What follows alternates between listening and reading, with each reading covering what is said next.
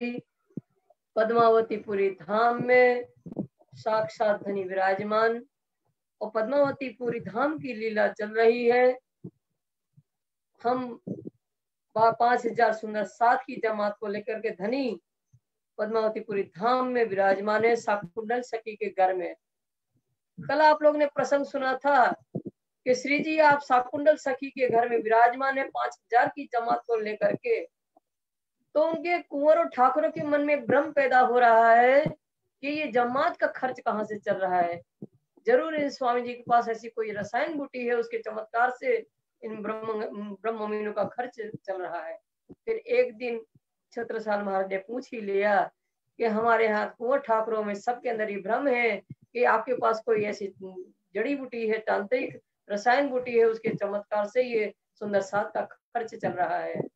तब स्वामी जी ने कहा कि ऐसा कुछ भी नहीं है, ये जो खर्च है सुंदर साथ का, ये बाहर मेरता की जो सुंदर साथ है उनके द्वारा ये आ रहा है, वहां से मेरता से भेज रहे हैं। सम्मत 1731 से लेकर के सम्मत 1740 हो गई, तब तक ये खर्च 43 हो गई, तब ये खर्च ये वहां से आ रहा है। ये सुनकर के महाराज छत्रसाल को अत्यंत दुख हुआ कि हमारे यहाँ बैठे हमें पता नहीं 3 साल हो गए, ये खर्च कहाँ से चल रहा है। बाहर की सुंदर साथ भेज रहे हैं और हमारे घर में धनी रह रहे सुंदर साथ सहित, वो खर्च कोई और भेज रहा है। ये बहुत दुख की बात है, ये किसी से कहने लायक नहीं है।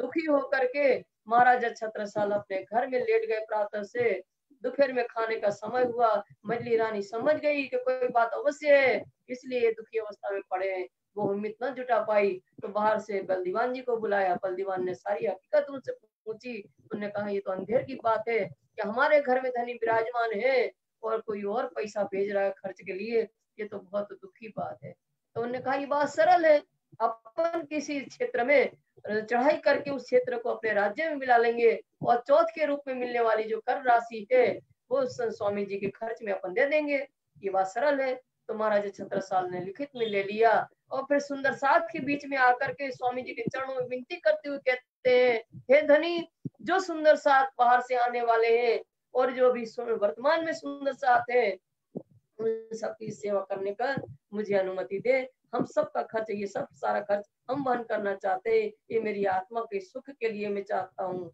तब धनी ने उनके आग्रह पर उनको ये सेवा दे दी गई। पर मेरता के जो राजा राम भाई सेवा कर रहे थे अभी तक 43 तक, उन्हें सेवा जो किया, स्वामी जी ने उनको पत्र लिखा, हे राजा राम भाई, आप सम्मत 1731 से सम्मत 143 तक खर्च करते आ रहे हो, सुंदर साथ का पूरा खर्च का व्यय आप करते आ रहे हो, पर आज से ये जो सेवा महाराजा छत्रसाल के आग्रह पर उनको ये दे दी गई है, इसलिए आप खर्च के लिए पैसा मत भेजिएगा, खर्च व्यय के लिए नहीं भेजिएगा आप खर्च कर। तब ये सुन करके राजा राम भाई को दुख तो हुआ, पर धनी के आदेश के सामने उनको क्या चलता है, धनी का आदेश को सिर धार्य किया। पर उन्होंने पत्र लिखा छत्रसाल महाराज को, राजा राम भाई ने, कि आज तक हम धनी की सुंदर साथ की सेवा करते आ रहे थे छत्रसाल महाराज, पर आपके आदेश से राजी महाराज ने स्वयं आपको ये सेवा बख्शिश दी है, इससे मैं बहुत प्रसन्न हूँ। आप सौभाग्यशाली है, ये सेवा आपको मिली है, पर मैं दुखी भी हूँ, पर धनी के आदेश से ये हुआ है, इसलिए मैं प्रसन्न हूँ, आपको सेवा मिली है। पर अब मैं मेरता में रह करके क्या करूंगा, आप आज्ञा दो तो हम भी पद्मावतीपुरी धाम में धनी के चरणों में निवास करें। तो उन्होंने ये पत्र स्वामी जी को दिखाया छत्रसाल महाराज ने।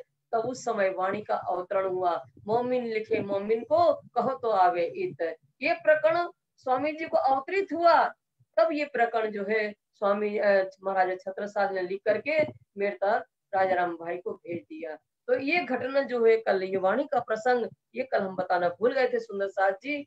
अब स्वामी जी के पास आकर के दूसरी विनती किया कि हम ठाकुरों ने मिलकर के ये योजना बनाई है कि किसी एक क्षेत्र को जीत करके अपने राज्य में मिलाएंगे, तो इसलिए है धनी आप भी हमारे साथ निकलने का उपाय करें, सवारी पर सवार हो और हमारे साथ चले। सम्मत 1743 में श्री जी को हस्ती पर बिठा करके और सवारी तैयार करी और जले में कतार में सब ये छत्रसाल वगैरह उनके साथ में चल रहे हैं। और तो राठ खड़ोत जलालपुर के सीमा को अपने राज्य में मिलाते हुए कालपी पहुंचे स्वामी जी। और छत्रसाल महाराज सही सब, तब वह कालपी में सैयद मुल्ला काजी को एकत्रित करके उनसे जब कुरान और हदीसों पर चर्चा हुई स्वामी जी की, और जो उसमें वर्णित थे आखिरुल जमा इमाम मेहंदी को आने का प्रसंग, वो स्वामी जी ने स्पष्ट करते हुए उन लोगों को समझाया। उन लोगों को यकीन हो गया कि आप ही आखिरुल जमा इमाम मेहंदी को, और जो क़यामत के समय जो लिखा है कुरान और हदीसों में वो आप ही हो। तब उन्होंने माजर पत्र लिख दिया। तांबे के पत्र में वो कुरान के 7 निशान सारी हकीकत लिखी कि कुरान के समझ 7 के निशान जब जाहिर होंगे तब इमाम मेहंदी को आने की जो हकीकत है वो हमने आंखों से देखा, अपने नजर से देख लिया कि यही इमाम मेहंदी की अवतार है। ये सारी हकीकत तांबे के पत्र में लिख कर महाजरनामा लिख करके औरंगजेब बादशाह के पास पहुंचाया। पर औरंगजेब बादशाह ने पढ़ करके भी और उन्होंने सिर झुका लिया। उनके अंदर पद का गुमान था, वो गुमान नहीं छूटा। स्वामी जी अब यहाँ क्या हो रहा है कि फिर कुरान की जो कुछ कुछ बात थी उनके घर वालों को समझ में नहीं आ रही है, तो फिर क्या किया कि मुल्ला काजी पंडितों को बुलाया गया। तो अब्दुल रसूल जो है महवा का काजी आया, स्वामी जी की ज्ञान फरक रहे हैं कि इमाम मेहंदी के स्वरूप कैसे है ये। तो उनसे अब्दुल रसूल से एक प्रश्न किया स्वामी जी ने कि दुनिया की उत्पत्ति किस प्रकार लिखी है कुरान में। तो उन्हें फिर समझ में नहीं आया। तो स्वामी जी ने फिर उनको बताया कि मुफ्ती अब्दुल ये जो है एक हाथ से है, कुन कह जा, कुन हो जा माने जीव सृष्टि की उत्पत्ति हुई। एक हाथ से मोहम्मद साहिब की, दो हाथ से हक सदगुरु देवचंद्र जी महाराज और स्वामी श्री प्राणनाथ जी है, और एक और खिलकत से मतलब वहां से इब्तदाई से जो मूल मिलावा में बैठी है ब्रह्मंगनाएं वो संसार में आई, और दूसरी और खिलकत माने ईश्वरी सृष्टि आई है। इस तरह से 5 तरह की पैदाइश की जब पहचान करवाई तो समझ गया ये तो आखिरी जमा इमाम मेहदी है। तो उनने ये कहा बल दीवान से ये तो आखिरी जमाने के खाविंद है, आखिरी जमा इमाम मेहदी। तो बल दीवान ने कहा कि कुरान को सिर पर रखकर सौगंध खा करके कहो जो तुम कह रहे हो सत्य है। तो उन्होंने कहा ये कुरान में सिर पर रख करके सौगंध खाकर कहता हूँ, अगर मैं गलत बोलता हूँ तो ये कुरान मुझे मार डाले। तब बल दीवान के मन में कुछ सत्यता प्रतीत हुई कि यही इमाम मेहदी के अवतार है। अब इनसे पंडितों से भी चर्चा कराई जाए, पर साधारण पंडित नहीं चलेंगे। तो खोज किया तो सुंदर वल्लभ बद्री मिले। बद्रीदास से महाराजा की बात हुई।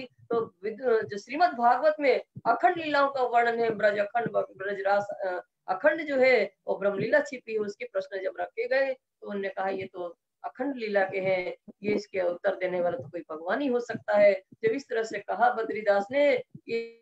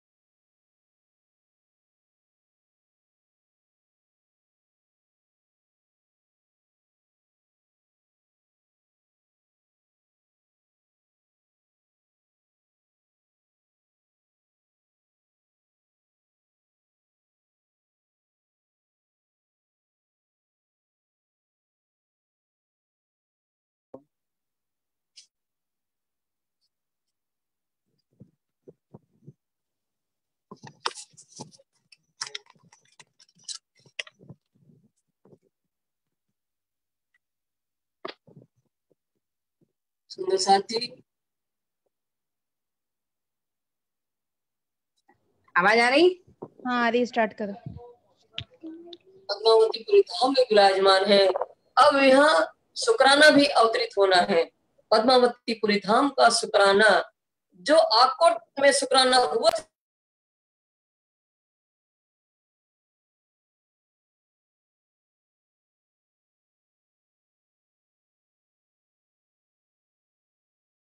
में जब हम आकर के विराजमान हुए तो शुक्राना को याद करवा रहे रामनगर से कि रामनगर में जब हम पहुंचे थे तो पुरदल खान दुर्भावना लेकर के आया था स्वामी जी के ऊपर, और फिर पुरदल खान ने पत्र लिखा है स्वामी जी आप किस आधार पर कहते हो कि क़यामत का समय आ गया।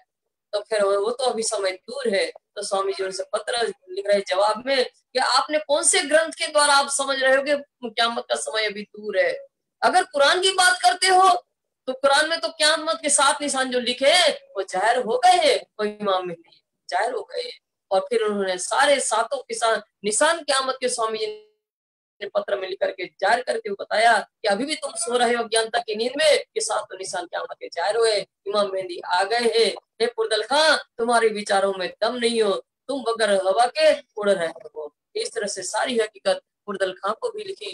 फिर स्वामी जी बता रहे हैं कि और राजा महाराजा छत्रसाल के ऊपर कैसे कैसे राजाओं ने चढ़ाई किया और कैसे कैसे धनी की कृपा से वो सारी उनकी सेनाएं नष्ट होती गई। ये सारी आपने हकीकत कल शुक्राना में सुनी थी कि कैसी लड़ाई हो रही है। तो दज्जाल जो है उनका छाती का दूध पीना, अर्थात दज्जाल से जो प्रवृत्ति पोषित लोग होते हैं, ऐसे दज्जाल प्रवृत्ति के लोग जहां जहां रहते हैं वहां के शहर उजड़ जाते हैं और वो स्वयं परेशानी में रहते हैं और सबको भी परेशान करते हैं। पर उम्मत के चरण जहाँ पड़ते हैं, मोमिनों के चरण पड़ते हैं जहाँ, तो दज्जाल की शक्तियां शांत हो जाती हैं। और जहाँ उम्मत जो है मोमिन जहाँ परमात्मा की चर्चा करते हैं, जिक्र करते हैं, तो धनी स्वयं उनकी फिक्र करते हैं और फिरस्ते चौकी देते कर फिकर उड़ाए बलाए, वो स्वयं उनकी चिंता हो करके उनके ऊपर आपदा आई हुई बढ़ा देते हैं। कल सारी हकीकत आप लोग ने शुक्राना में सुनी थी और उस शुक्राना को याद करो, कहा था कि परमात्मा ने अपने ऊपर कितनी कृपा की है। सुंदर साथ जी, आज मंगलाचरण प्रारंभ होने जा रहा है। मंगलाचरण क्या है आपने देखा सुंदर साथ जी? ये जो है लालदास महाराज की बीतक जब प्रारंभ हुई तो शुरू में मंगलाचरण नहीं है, और अन्य जो बीतके हैं, जो प्रचलित अन्य बीतके हैं, उन सब में मंगलाचरण है। और इसमें मंगलाचरण क्यों नहीं है? क्योंकि स्वयं लालदास महाराज के अंदर महामती अंदर बैठ कर के ये बीतक लिखवा रहे हैं, तो मंगलाचरण किसका करे? पर आप सुनो साथ जी, वाणी के अंदर देखते हैं जब खास प्रसंग का वर्णन होता है तब मंगलाचरण प्रारंभ होता है। वाणी के पूरी वाणी में आप देखेंगे तो वाणी में आप देखोगे खुलासा में, सबसे पहले खुलासा में मंगलाचरण, दो नामा ग्रंथ का वर्णन करने लगे स्वामी जी, तब पहले मंगलाचरण आया। और उसके बाद खिलवत के अंदर पंच रोशनी के प्रकरण का वर्णन होने आया, तो उसके पहले मंगलाचरण। खिलवत के बाद परिक्रमा ग्रंथ में जब अष्टपहर की सेवा का वर्णन आया तब मंगलाचरण आया। और सागर ग्रंथ में जब चौथा सागर दधी सागर के अंतर्गत श्री राज जी का श्रृंगार, तो उसके पहले मंगलाचरण। श्री ठाकुरानी जी का श्रृंगार, तो उसके पहले जो तीनों श्रृंगार राज्य के, उसके पहले वर्णन मंगलाचरण, और श्यामा महारानी के श्रृंगार का वर्णन के पहले मंगलाचरण।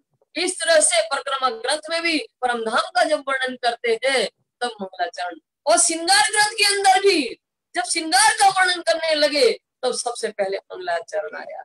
मंगलाचरण के बाद श्रृंगार का वर्णन हुआ। तो ऐसे खास महत्वपूर्ण प्रसंग का जब वर्णन होता है तब मंगलाचरण होता है। तो ऐसी कौन सी खास बात है? पद्मावतीपुरी की लीला का वर्णन करने के पहले मंगलाचरण प्रारंभ हो रहा है सुंदर साथ जी। तो ऐसा कौन सा महत्वपूर्ण प्रसंग है, ऐसी कौन सी महत्वपूर्ण लीला है, तो मंगलाचरण शुरू हो रहा है। सुंदर साथ जी, ये मंगलाचरण क्या है? ये पद्मावतीपुरी धाम की जो अष्टपहर की लीला का वर्णन होने जा रहा है, ये अष्टपहर की लीला क्या है? इस बीतक के प्राण, ये बीतक के प्राण है। और ये अष्टपहर की लीला में क्या है कि जो ब्रह्मंगनाएं परम धाम के अंदर अष्टपहर में अपने प्रियतम के साथ जो पल पल सुख लेती थी, वो अष्टपहर की लीला, परम धाम की अष्टपहर की लीला पद्मावतीपुरी धाम में अवतरित हुई है। इसलिए महत्वपूर्ण है। उस परम धाम की ब्रह्मंगनाएं ने जो अपने प्रियतम के साथ सुख लिया है, वो सुख पद्मावतीपुरी धाम की अष्टपहर की लीला में मिलने वाला है। इसलिए सबसे पहले मंगलाचरण हो रहा है। तो मंगलाचरण में सबसे पहले चौपाई आई, अव्वल हक के दिल में खेल दिखाऊं रूहन। अव्वल माने सर्वप्रथम धाम धनी हमारे अक्षरातीत पूर्ण परमात्मा के हृदय में भाव आया। कब आया? कुंजवन की रेत में चलो पिया दौड़िए जाए, जो जाको छू लेते सोता के हाथ बिकाए। वहां राज्य महाराज दौड़ रहे, उनके पीछे श्यामा महारानी, उनके पीछे 12,000 दौड़ रहे।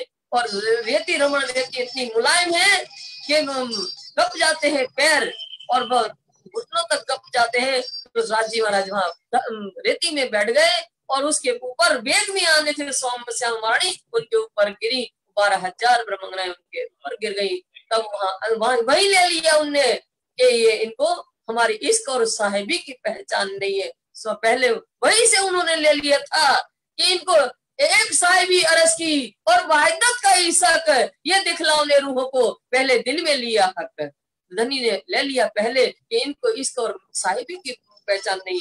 रूहें बेनियत थी बीच मक्का बारे हजार है, जाने ना आप अपनी साहिबियां पार, ये इनको पता नहीं है। और न सुख सुध नहीं सुख दुख की, न सुध बिरहा मिलाप, इस वास्ते खेल दिखाइया ये बात दिल में आन। इनको किसी बात की सुध नहीं है, न बिरहा की मिला में खबर, न खावन आप, न खबर अपनी, न खावन की पहचान है। इसलिए ये साल सब दिखाने के लिए धनी ने पहले अपने दिल में ले लिया था कि ब्रह्मंगना को खेल दिखाना।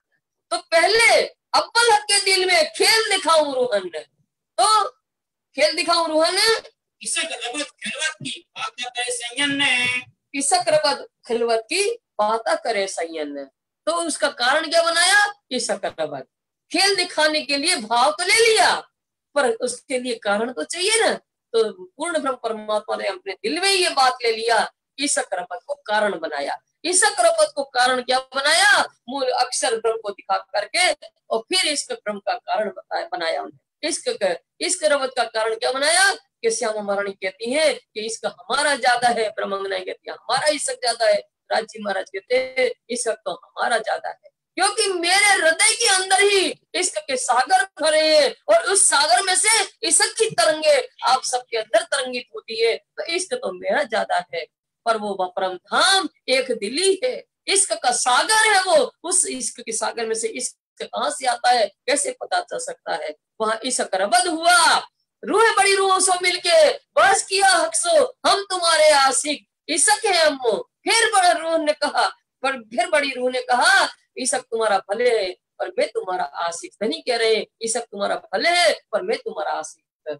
धनी कहते हैं रबत मैं न करूं, कर दिखाऊं तुम्हें, इश्क मेरा तब देखो जब देख नहीं आ रहे हो मुझसे। धनी कहते हैं भले तुम्हारा इश्क ज्यादा, पर इश्क तो मेरा ही ज्यादा है। मेरा इश्क जब तुम्हें पता चलेगा, जरा मेरे से अलग तो हो, तब पता चलेगा कि इश्क किसका ज्यादा है। इसलिए धनी इश्क रबत का कारण बना करके हमें खेल में भेज रहे हैं। चाहे करे खेल देखने में बरजो तीन बेर, चाहे करे खेल देखने में बरजो तीन बेर। धनी अपने अंदर भाव ले रहे हैं, अभी हमारी बात नहीं हुई है, धनी से हमारी बात नहीं है सुंदर साथ जी, ये भाव धनी ले रहे हैं कि अप्पल हक के दिल में खेल दिखाऊं।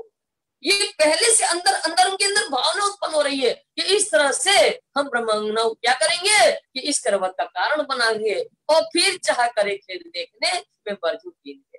फिर वो क्या करेंगे, चाहना उत्पन्न कैसे करवाएंगे? अक्षर ब्रह्म को दिखा करके। रोज प्रतिदिन अक्षर ब्रह्म आते हैं दर्शन करने के लिए, पर हमें पता ही नहीं चलता। पर हमें उस दिन जिस दिन खेल में भेजना है, उस दिन अक्षर ब्रह्म को दिखा दिया, और अक्षर ब्रह्म को दिखा करके हमारे अंदर अक्षर ब्रह्म का खेल देखने की चाहना उत्पन्न करवा दिया, और चाहना इतनी तीव्र उत्पन्न करवा दिया कि स्वयं 3 बार रोकते हुए कि हे ब्रह्मंगनाओं, ये खेल तुम्हारे देखने लायक नहीं है, तुम वहां जाओगी अपने आप को भूल जाओगी, हमें भूल जाओगी, अपनी सुभान को भूल जाओगी, अपने घर को भूल जाओगी। इस तरह से कहते हुए 3 बार मैं मना करूंगा, मांगे फिर रबत जड़ी से में, तब मैं ऐसा मना करूं। धनी योजना बना रहे अपने अंदर, फिर क्या करें, त्यों त्यों मांगे फिर रबत चढ़ी सिर में। जिस तरह से हम मना करेंगे, उनके अंदर इतनी तीव्र चाहना हम उत्पन्न कर देंगे कि वो बार बार कहेंगी कि हमें वो खेल देखना है। रबत चढ़ी सिर, रबत माने बहस, जो बहस हो रहा है कि हम कह रहे हैं धनी ऐसा कहीं हो सकता है कि हम आपको भूल जाए? हम एक बार नहीं 100 बार अजमाओ, हम आपको नहीं भूलेंगे। इस तरह से बहस बढ़ जाएगी, एकदम उसकी सीमा नहीं रह जाएगी, सिर में इतनी बहस बढ़ जाएगी कि नहीं धनी हमें तो खेल देख रही है। ये क्या को तीसरे जो हिसाब है, फिर इनकी इच्छा पूर्ण करने के लिए मैं कहाँ भेजूंगा? तो पहले तो ब्रज में भेजूंगा, और फिर रास में भेजूंगा, और ब्रज रास का खेल देख करके आएंगी, और तीसरे ब्रह्मांड की मांग करेगी। ये धनी अपने हृदय में योजना बना रहे हैं, आए मेरे आगे बाता करें लेकर बड़ा स्वभाव है। और फिर क्या करेंगी? धनी अपने मन में अभी योजना बना रहे हैं कि ब्रज और रास का खेल देख करके आएंगी, और मेरे सामने आकर के बातें करेंगी। कैसे? लेकर बड़ा स्वभाव, स्वभाव माने बड़ी चाहना, बड़ा प्रेम दिखाते हुए वो कहेंगे धनी खेल तो बहुत अच्छा है, लज्जत वाला है, पर खेल तो अभी अधूरा है, क्योंकि आपने कहा था तुम मुझे भूल जाओगी, भूले नहीं थे, ब्रज में रास में साथ में तो भूलने का सवाल ही नहीं था। आपने कहा था वो दुख रूपी खेल है और वो तुम्हारे देखने लायक नहीं है, वो तो कुछ हुआ ही नहीं, तो हमने देखा ही नहीं। खेल तो धनी बहुत लज्जत वाला है, वो खेल तो अधूरा है अभी। तो ऐसे ही जब वो कहेगी तब क्या करेंगे? तब लिया हक के दिल में ये जो 14 तबक है, तब लिया हक के दिल में ये जो 14 तबक है। तब उस पूर्ण ब्रह्म परमात्मा ने हम ब्रह्मंगनाओं की इच्छा अधूरी रह गई थी दुख देखने की, वो दुख रूपी खेल देखने के लिए, हमारी इच्छा को पूर्ण करने के लिए हक पूर्ण ब्रह्म परमात्मा ने मूल मिलावा में बैठे करके कि इन ब्रह्मांगनों को हमें कहाँ भेजना है, कहाँ भेजे हम, तीसरी बार जो है जागने के ब्रह्मांड में कहाँ भेजेंगे? तो हक ने क्या किया, मूल मिलान में बैठ करके क्या लिया, ये जो 14 तबक 14 लोक का ब्रह्मांड को मूल मिलान में बैठ करके ही अपने हृदय में ले लिया था। इनमें जम्बूद्वीप में भरतखंड गुजरात और उस 14 लोक के ब्रह्मांड में भी जम्बूद्वीप के अंतर्गत भारतवर्ष जो है वो श्रेष्ठ है। भारतवर्ष श्रेष्ठ क्यों है सुंदर साथ जी? क्योंकि स्वामी जी ने वाणी में भी कहा है, और सारी जिमी खारी, जितनी भी जिमी है और भी नौखंड में वो सब खारी बताई गई, क्योंकि खारी जिमी में जब अंकुर बीज डालते हैं वो अंकुरित नहीं होता है।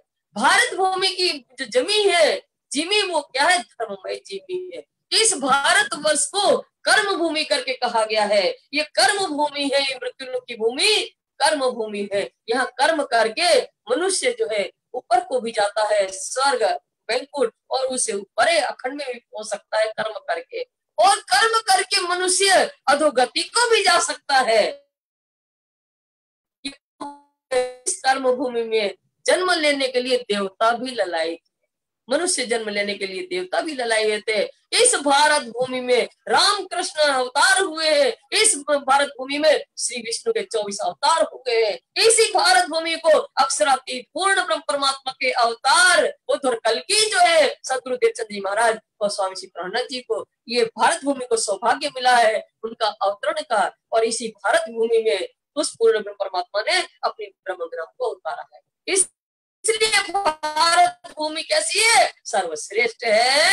इनमें विशेष देखते ये जो खंड बुंदेल और इस है, भारत भूमि के अंतर्गत भी विशेष रूप से क्या है, ये जो खंड बुंदेल है, बुंदेलखंड की भूमि जो विशेष श्रेष्ठ है। क्यों श्रेष्ठ है? कायम सिफत इनकी जो तीसरा तकरार ले ले, कायम सिफत इनकी ये जो तकरार ले ले, तो ये इसकी बुंदेलखंड है ना जो सर्वश्रेष्ठ है, वो श्रेष्ठ सर्वश्रेष्ठ जो है। तो लैल तुल कद्र की महिमावान रात्रि में कायम सिफत इनकी, कायम माने अखंड, सिफत माने महिमा, तीन की माने बुंदेलखंड की। ये लैल तुल कद्र के जो तीसरा भाग जागनी के ब्रह्मांड में इस बुंदेलखंड की जो है महिमा अखंड है। सिरदार की ये जो पन्ना ढोर है, उस बुंदेलखंड में भी ये बुंदेल क्या खंड क्या है, भारत का हृदय है। भारत के मध्य में बुंदेलखंड आया है जिसकी सिफत अखंड है, और उस बुंदेलखंड के अंतर्गत भी पन्ना की भूमि तिमता में सिरे सिरदार की, सिरदार सखी शाकुंडल सखी की भूमि है ये। महाराजा छत्रसाल शाकुंडल सखी के अवतार है, उनकी भूमि पन्ना जी, वो सर्वश्रेष्ठ भूमि पद्मावतीपुरी धाम। इनमें सिफत छत्रसाल की नहीं पठन दरोड़ है, इनमें सिफत छत्रसाल की नहीं पठन दरोड़। सुंदर साथ जी, ये पद्मावतीपुरी धाम की भूमि को पूर्ण ब्रह्म परमात्मा ने मूल मिलावा में बैठ करके ले लिया था। इसलिए ये भूमि पवित्र भूमि, पद्मावतीपुरी धाम की भूमि पवित्र भूमि, जहाँ 10 वर्ष लोग ब्रह्म लीला हुई, ब्रह्म ने ब्रह्म लीलाओं के साथ लीला की है। आपने कल सुना था, कौन आया था? नदी किलकिला तीर पे उतरे परमहंस आए और उनके सिरदार अक्षरातीत। तो अक्षरातीत पूर्ण ब्रह्म परमात्मा ने अपनी ब्रह्मांगनाओं के साथ ब्रह्म लीला की है। ये पद्मावतीपुरी धाम की भूमि जिसको धनी ने अपने हृदय में ले लिया। अब उसमें जो पन्ना जो छत्रसाल की महिमा है, नर वीर जो है छत्रसाल महाराजा, उनकी महिमा अपरंपार है, उनकी तुलना में कोई नहीं आ सकता है। मिलावा संयन का तामे हुकुम सिरदार है, मिलावा संयन का तामे हुकुम सिरदार है। पद्मावतीपुरी धाम में जिस भूमि को मूल मिलावों में ले लिया गया था धनी ने अपने हृदय में, उस पद्मावतीपुरी धाम में छठे दिन की लीला के अंतर्गत जब साक्षात पूर्ण ब्रह्म परमात्मा यहाँ विराजे हैं, उस छठे दिन की लीला के अंतर्गत मिलावा 12,000 ब्रह्मांगनाओं का मिलावा समूह वहां एकत्रित हुआ। उन सब 12,000 ब्रह्मांगना के समूह के सिरदार कौन है? पूर्ण ब्रह्म परमात्मा का हुक्म सर्वोपरि है। हक की सूरत धनी की करे ब्रह्म सृष्टि सो प्यारे। हक की सूरत धनी की करत ब्रह्म सृष्टि जो प्यार है। जो 12,000 ब्रह्मांगनाएं जो पद्मावतीपुरी धाम में आई है, हक की सूरत, हक पूर्ण ब्रह्म परमात्मा की हक की सूरत कौन है? स्वामी श्री प्राणनाथ जी। स्वामी श्री प्राणनाथ जी इन ब्रह्मांगना से स्वयं प्रेम करते हैं। इन स्वरूप के इन जुआ कहीं न जाए सिफत है। इन स्वरूप की इन जुआ कहीं न जाए सिफत है। कौन से स्वरूप की? ये ब्रह्म मुनि स्वरूप जो है, जो 12,000 यहाँ बैठे हैं, जिनको पूर्ण ब्रह्म परमात्मा के अवतार स्वामी श्री प्राणनाथ जी प्रेम करते हैं, ऐसे ब्रह्म स्वरूप जो ब्रह्म वर्णन नहीं सकता है। इनकी महिमा कैसी है? शब्दातीत है, संसार के शब्दों में आने वाली नहीं है, शब्दातीत है। उनकी हद जिमी में बैठ करके, हद की जिमी में बैठ करके उनकी महिमा का वर्णन करना असंभव है। सागर सुख अनगिनती पल पल रेत संयम है। सागर सुख अनगिनती पल पल रेत संयम। सुंदर साथ जी, ये मंगलाचरण बहुत महत्वपूर्ण है। इसका एक एक शब्द बहुत कीमती है। ध्यान से सुनिएगा सुंदर साथ जी। सागर सुख अनगिनती पल पल लेत संयम। परम धाम के अंदर सुखों के सागर भरे हुए, उन सुखों के सागर में प्रति क्षण, पल पल माने प्रति क्षण, उन सुखों के सागर में असंख्य सुख लेने वाली ये ब्रह्मोमिन है, जो अष्ट पहर की सेवा में इस मनुष्य तन को धारण करके सेवा करने वाली है। जो सेवा में शामिल करते थे जो कीर्तन, वो परम धाम में सुखों के सागर भरे हैं। वहाँ प्रतिक्षण क्षण क्षण उस सुखों के साथ असंख्य सुख लेने वाली वो ब्रह्मांगनाएं संसार में आकर के मनुष्य तन धारण करके, और यहाँ पद्मावतीपुरी धाम में वही ब्रह्मोमिन जो है अष्ट पहर की सेवा में शामिल हो रही है। एक पल सेवन की सुख आवे न इन जुबान है। एक पल सेवन की सुख आवे न इन जुबान। जो धनी साक्षात पद्मावतीपुरी धाम में विराजमान है, उनकी अष्ट पहर की सेवा, अष्ट पहर 64 घड़ी की सेवा एक तरफ, उस अष्ट पहर और 64 घड़ी में से एक पल, एक क्षण जिसने सेवा का सुख मिल गया, धनी की सेवा करने का अवसर मिल गया, और उस सुख में, उस सेवा में जो सुख मिला उसका वर्णन नहीं हो सकता। एक क्षण की सेवा जिसको मिल गई करने के लिए, उसमें जो सुख मिला उसका भी वर्णन नहीं हो सकता है। 1100 बरस का ये लिया जिन ईमान है, ये लिया जिन ईमान, 1100 बरस का जिनने ईमान माने पद्मावतीपुरी धाम में जो साक्षात धनी विराजमान है, उनके प्रति जिन मोमिनों ने विश्वास करके अष्टपहर सेवा की है, ऐसे मोमिनों की महिमा मोहम्मद साहब ने 1100 वर्ष पहले ही कुरान में लिख दी है। की सिफत जो सभी कोई कर रहे हैं, ऐसे ब्रह्म मोमिनों की सिफत महिमा उनको क्या कैसे कर सकता, कोई भी नहीं कर सकता, इनकी महिमा का वर्णन नहीं हो सकता है। और हुक्म कहा वे धनी का, ये सिफत सब ऊपर ले, ये सिफत सब ऊपर है, पर हुक्म कहा वे धनी का। स्वामी राजदास जी कहते हैं कि धनी की आज्ञा ही इन मोमिनों की महिमा मुझसे करवा है, और इन मोमिनों की महिमा सबसे ऊपर है, श्रेष्ठ है इनकी महिमा। सेवा का जो संग चले ताकि सुमार ना आवे सिफत है, ताकि सुमार ना आवे सिफत, तामे उसमें भी वो मोमिन जो अपना घर परिवार छोड़ करके धनी की सेवा करने के लिए उनके साथ चल दिए थे, जो महाजन की उपाधि से सुशोभित हुए थे, ऐसे मोमिनों की सेवा ना आवे सुमार, बेसुमार है उनकी सिफत, उनकी महिमा बेसुमार है, सुमार में उसका वर्णन नहीं हो सकता है। ये तो वही पक्का मैंने ये कहनी जुबा हद है, ये तो वही पक्का मैंने ये कहनी जुबा इन इतहद है।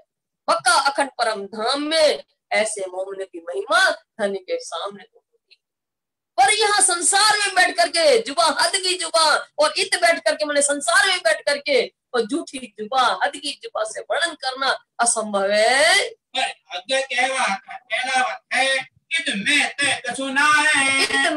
कुछ ना है पर आज्ञा के लावत है। धनी स्वामी लालदास जी कहते हैं कि यहाँ ये जो इनकी महिमा का वर्णन जो हम कर रहे हैं ना, वो धनी का हुक्म करवा रहा है। इन मोमिनों की महिमा का वर्णन जो हम कर रहे हैं वो धनी की आज्ञा कर रहे हैं। नहीं तो इत में ते में माने हम और ते माने आप, आपकी और हमारी कोई सामर्थ्यता नहीं है कि हम इन मोमिनों की महिमा का वर्णन कर सके। संयन मिलावे मिने याद लावे दिल माने, संयन मिलावे मिने याद लावे दिल माने।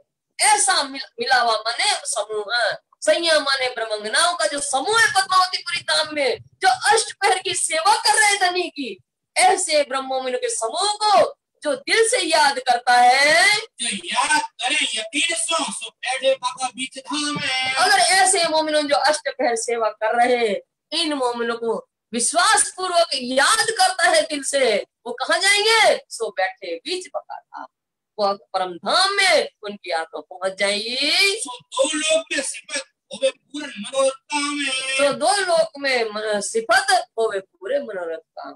किसका?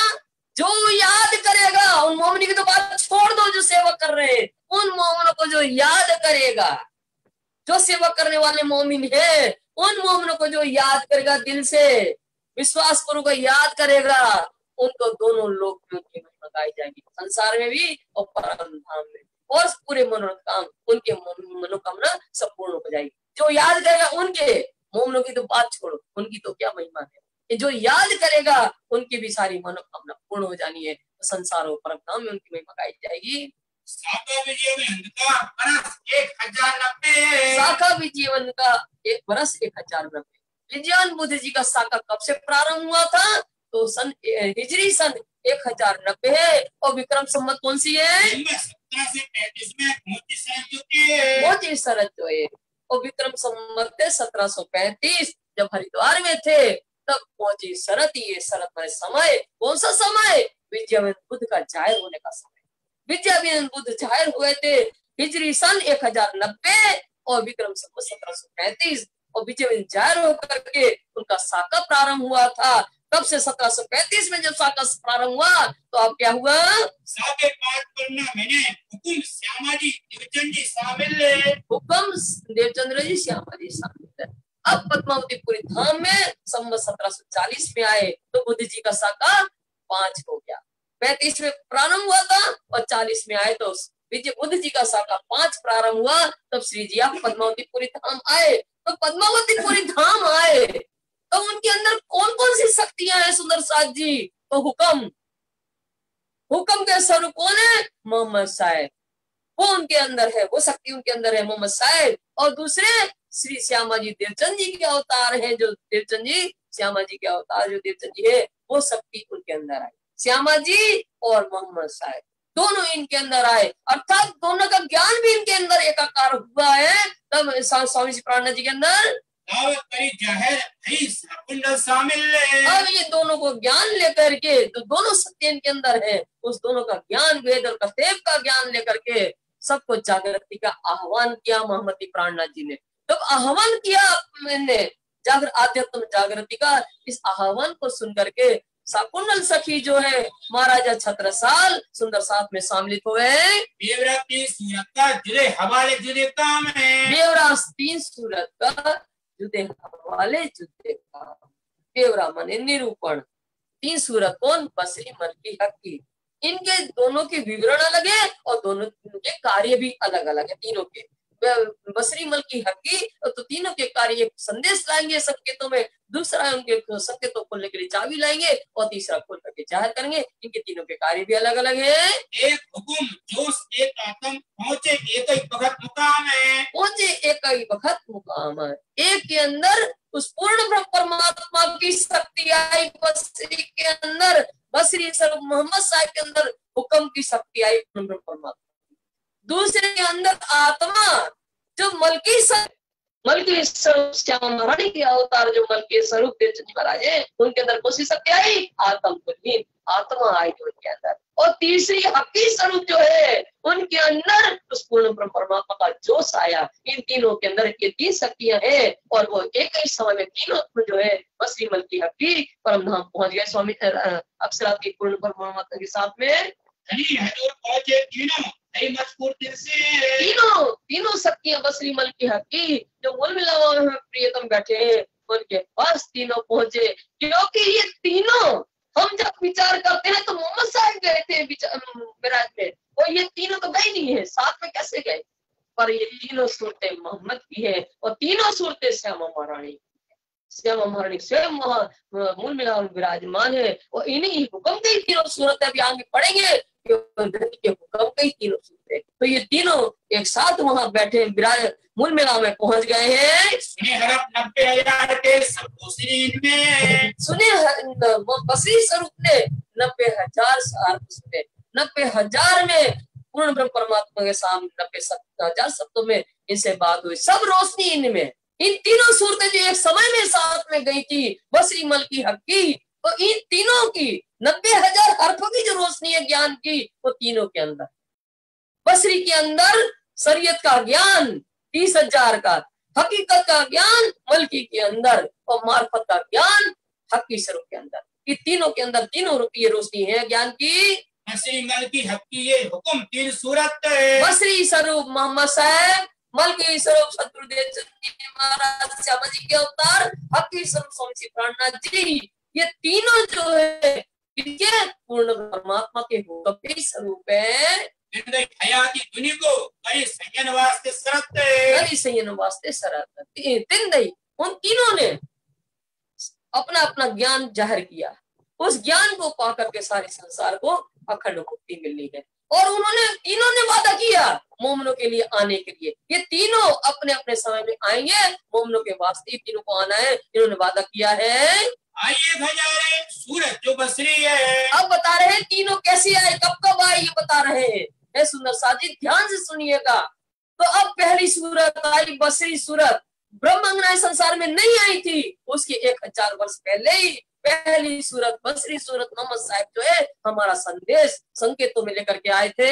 दूसरी 10वें महीने निज धाम से उतरी है, और दूसरी सूरत जो मलकी सूरत है, वो मालकिन है वहां की, और वो खजाना की चाबी लेकर के, तारतम ज्ञान रूपी चाबी लेकर के दूसरी सूरत 10वीं सदी में आए हैं परमधाम से। तीसरी जो हक की कही आई पारसी तो है, और तीसरी जो हक की सूरत है, ये हक की सूरत के अंदर जो स्वामी श्री प्राणनाथ जी के अंदर क्या हुआ, वारसाना में अध्यात्म पूंजी मिली, दोनों की, दो कौन, मोहम्मद साहिब का ज्ञान भी इनके अंदर आया कत्ते ग्रंथ का, और ईसा रूहल्ला का ज्ञान जो वेद कत्तेबों का ज्ञान था वो भी इनको वारसाना में, दोनों अध्यात्म ज्ञान की पूंजी हक की स्वरूप के अंदर आ गई। मता 3 सूरत का किया हुक्म 4 सोए, मता 3 सूरत का किया हुक्म जाए सोए, तीनों मता माने ज्ञान की पूंजी, हुक्म पूर्ण परमात्मा ने के आदेश से मेहरा ठाकुर ने स्वामी जी प्राणनाथ जाहिर कर दिया। तो शरीयत का ज्ञान जो बसर करके लाए थे, बस शरीयत का ज्ञान बसरी स्वरूप, और मिल्कियत के मालिक है खजाना श्यामा महारानी कौन है, मालकिन है परमधाम की, और मलकियत का खजाना उनकी चाबी उनके पास है, मालकिन का पास, वो चाबी लेकर के खजाना खोलने की चाबी, और मालिक कौन है, हक की स्वरूप से मालिक है हमारे धनी। उस खजाने की से तारा जो लगा था उसमें चाबी खोल करके तारतम ज्ञान के खोल जाहिर कर दिया, उस पूर्ण परमात्मा का ज्ञान जो था वो उन्हें हक की स्वरूप स्वामी प्राणनाथ ने खोल करके जाहिर कर दिया। हुकुम श्री देवचंद जी श्यामा जी ये तीनों के फैलहाल है, ये तीनों के फैलहाल, हुक्म के स्वरूप मोहम्मद साहब बसरी स्वरूप और मलकी स्वरूप श्यामा जी देवचंद्र जी महाराज, उनका ज्ञान, और ये हकी स्वरूप स्वामी श्री प्राणनाथ जी, इन तीनों के फैल और हाल, फैल माने करनी और हाल माने रहनी। तो इन तीनों की फैल मतलब रहनी और करनी के ऊपर क्या है, सारा मुद्दा इन पर न कोई इन मिसाल है, सारा मुद्दा इनों पर न कोई इन मिसाल।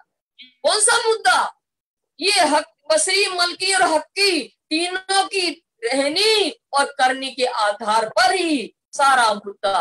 कौन सा मुद्दा, ब्रह्मांगना की जागनी का मुद्दा, और क्या मुद्दा, सारे संसार को अखंड मुक्ति मिलनी है। इनका दायित्व, मुद्दा माने दायित्व इनके ऊपर, इनकी रहनी और इनकी करनी के आधार पर ही सारे संसार को अखंड मुक्ति मिलनी है और ब्रह्मांगना की जागनी होनी है। रोशनी 3 सूरत की तीनों के जुदे जहूर है, रोशनी 3 सूरत की तीनों के जुदे जहूर है, तीनों स्वरूप की रोशनी मतलब ज्ञान की रोशनी, ज्ञान का प्रकाश, बसरी स्वरूप का ज्ञान का प्रकाश, मलकी स्वरूप के ज्ञान का प्रकाश और हकी स्वरूप के ज्ञान का प्रकाश, ये तीनों का जहूर जो ज्ञान का है, उनको प्रकट करने का जो तरीका है वो अलग अलग है, अलग अलग ढंग से होता है। तो कैसे होना है? ये जहर तीनों नूर है, ये जहर तीनों नूर, बैठक बका बारीकिया, ये तीनों नूर जहूर है। बैठक बका बारीकिया, बैठक कहाँ की है? परम धाम में, मूल मिलाव में, जो राज्य हमारे विराजमान है सिंहासन पर श्यामा जी, और चारों तरफ 12,000 ब्रह्म उनके घेर करके उनके चरणों में बैठे। वहां की गूंज बारीकियां जो हमने ईसा करवत किया था, गूंज हमारी बातें थी, यह धनी हम आपको नहीं भूल सकते, एक बार नहीं 100 बार आजमाओ, हम आपको नहीं भूलेंगे, और धनी हमें बार बार याद दिला देंगे। तो वो गूंज बातें जो हमारी थी, और धनी ने कहा था अलस्तो बेरकोम, मैं ही तुम्हारा स्वामी हूँ, तब भले कहा रूह ने नहीं भूलेंगे, बेशक आप हमारे धनी। ये कुछ बातें थी बारीकियां, वो तीनों ने अपना नूर जब प्रकाश किया, वो वहां की जो बातें हैं वो तीनों ने अपने अपने ढंग से जाहिर किया। तो मोहम्मद साहब आए वहां का संदेश लेकर के, हमारे लिए कुरान के माध्यम से बसरी स्वरूप आए संदेश लेकर के, वो संकेतों में था। हमारा संदेश तो लाए, हे रूहो पूजने योग्य तो वही पूर्ण ब्रह्म परमात्मा, संसार में नए नए खत्म नहीं करने। वो लाए संदेश, मोहम्मद साहब बसरी स्वरूप लाए, वादा करके आएंगी तुम, वो याद दिला रहे हैं कुरान के माध्यम हमारा संदेश आया है। तो वो बसरी स्वरूप आए, उन्होंने जारी किया संदेश का, पर उस संकेतों में आया था। तो मलकी स्वरूप जो है उस संकेतों को खोलने के लिए तारतम ज्ञान पे चाबी लाए, और हकी स्वरूप ने उस रहस्य को खोल करके जाहिर कर दिया कि मूल मिलावा में हमारे प्रियतम के साथ क्या बातें हुई थी, वो खिलवत के अंदर सब जाया। तो इस तरह से तीनों ने अपने अपने ढंग से जो मूल मिलावा की कुछ बारीकियां थी, उन्होंने अपने अपने ढंग से अपने ज्ञान से जाहिर कर दिया। बैठक बका बारीकिया, ये जहर तीनों नूर है, उन्होंने जाहिर कर दिया। हुक्म जोश बसरी पर आया निजधाम से दोए, हुक्म जोश बसरी पर आए निजधाम से दोए। अब स्वामी से लाला सी कहते हैं, ये बसरी मल की हकी 3 सूरत है। तो तीनों सूरतों को साथी ध्यान से सुनिएगा, ऐसे ही हम लपेट देंगे आपको समझ में नहीं आएगा। तो अब बता रहे हैं स्वामी लालदास जी कि बसरी स्वरूप जो मोहम्मद साहब है, इनके अंदर कौन कौन सी शक्ति थी परमधाम की? तो परमधाम से 2 शक्ति आई इनके लिए, उस पूर्ण परमात्मा की 2 शक्ति, हुक्म और जोश। हुक्म और जोश बसरी के ऊपर पूर्ण ब्रह्म परमात्मा की 2 शक्तियां उनके अंदर आई। जिन्हें देखे सो जाहिर किया, इन बिना जाने न कोई, जिन देखा दिन जाहिर किया, इन बिना न जाने कोई। मोहम्मद साहब 90,000 हर्फ सुने थे, 30,000 शरीर के जाहिर करने के लिए कहे थे, और 30,000 हकीकत के जो थे उन्हें कहा था कोई कोई मिले उनको आप जाहिर करना। तो 30,000 हकीकत के कोई मिले तो जाहिर करे, जिसको अंकुर देखा उनको दिया, पर इन बिना जाने ना कोई, वो हकीकत की बात इन मोमनों के बिना कौन समझ सकता है? तो कैसे जाहिर कर सकते हैं? अपना दिया किताब है। मोहम्मद साहब की बात हो गई, बसरी साहब के अंदर 2 शक्ति आई परमधाम से, जोश और हुक्म। अब बता रहे हैं मलकी स्वरूप के अंदर क्या शक्ति आई? तो बता रहे हैं रूह फूकी, मलकी मी ने दिया खिताब अपना। तो मलकी अंदर मलकी मासर कौन है? श्यामा महारानी के अवतार जो है सदगुरु देवचंद्र जी अंदर। श्यामा जी कौन है? श्यामा जी पूर्ण ब्रह्म परमात्मा की आनंद श्यामा महारानी, उनके अंदर उस पूर्ण ब्रह्म परमात्मा अपनी रूह फूकी, अपनी रूह फूकी माने अपनी आत्मा अंदर प्रवेश किया और दिया अपना खिताब। खिताब माने उपाधि दी। कौन सी उपाधि दी? रूह अल्लाह। अल्लाह ने अपनी रूह फूकी तो उनको कौन सा खिताब मिला? रूह अल्लाह। श्यामा महारानी क्या कहते हैं हम? रूह अल्लाह क्या होता है, तो खिताब दिया रूह अल्लाह का खिताब। तो ये पूर्ण ब्रह्म परमात्मा की आत्मा उनके अंदर है, ये शक्ति है। और दूसरी शक्ति क्या आई? तारतम ज्ञान लेकर के, इल्म लुदल्ली लेकर के आए हैं, और उस तारतम ज्ञान के द्वारा क्या किया? सारे संसार को अखंड मुक्ति दिया। पिया पिलाया, पिया हयाती आप माने जल, हयाती माने अखंड, अखंड होने का ज्ञान अमृत तारतम ज्ञान के द्वारा संसार को पिला दिया। अब तीसरी शक्ति बता रहे हैं, बसरी बता दिया, मलकी बता दिया।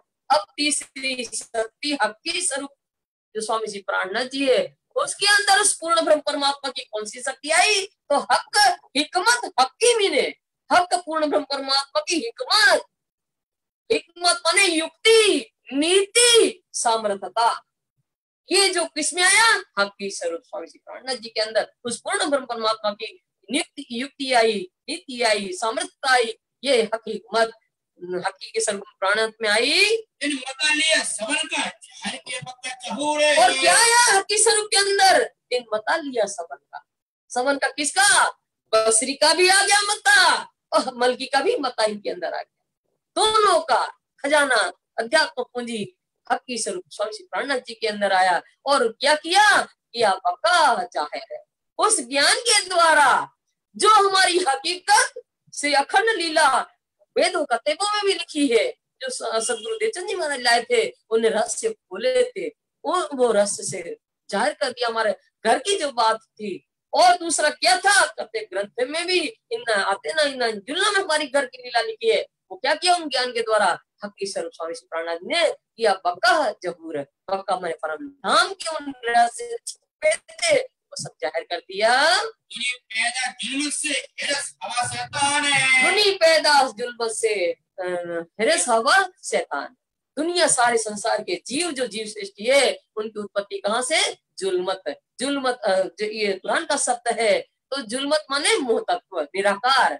संसार के जीवों की उत्पत्ति कहाँ से? निराकार मोह तत्व से है। तो इनकी चाहना हिरस माने चाहना, इनकी चाहना क्या होती है? मायावी संसार की चाहना, जो शैतानी वृत्ति है। माया क्या है? शैतान पर है। तो इनकी चाहना संसार के जीवों की क्या होती है? मायावी वस्तु की, जो शैतान की भरपूर है, उनकी चाहना करते हैं ये लोग।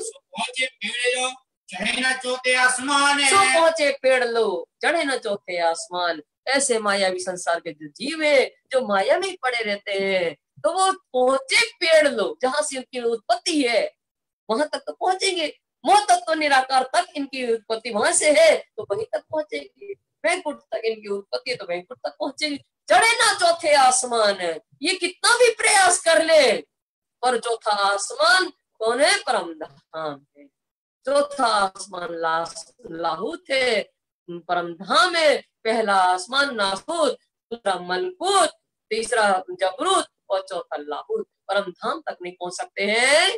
तीन की पैदाइश लिखी अपने कलाम है। लिखी अपने कलाम, तीन भांत की पैदाइश लिखी अपने कलाम। सारे वेदों में और कतेबों में तीन प्रकार की सृष्टि का वर्णन अपने अपने ढंग से लिखा है। और लिखा शास्त्रों में ने भावे न फलकाम है। और शास्त्रों में तीनों सृष्टि का वर्णन लिखा है, पर अनेक बार पढ़ने पर भी संसार के जो लोग हैं उसके रहस्य को नहीं समझ पाते हैं।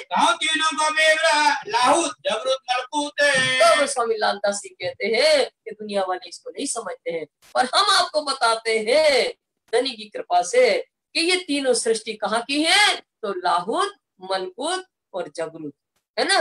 लाहूत की रहने वाली, लाहूत माने परम धाम की रहने वाली कौन है? ब्रह्म सृष्टि है। वो वहां से यहाँ संसार का खेल देखने आई है। और जबरूत माने अक्षरधाम से रहने वाली ईश्वर सृष्टि, उनका घर ईश्वर सृष्टि का जबरूत है, अक्षरधाम है, वो वहां से संसार का खेल देखने आई है। और मलकूत माने वैकुंठ के रहने वाली कौन है? जीव सृष्टि है, वो इनका घर है, वो वहीं से आई है।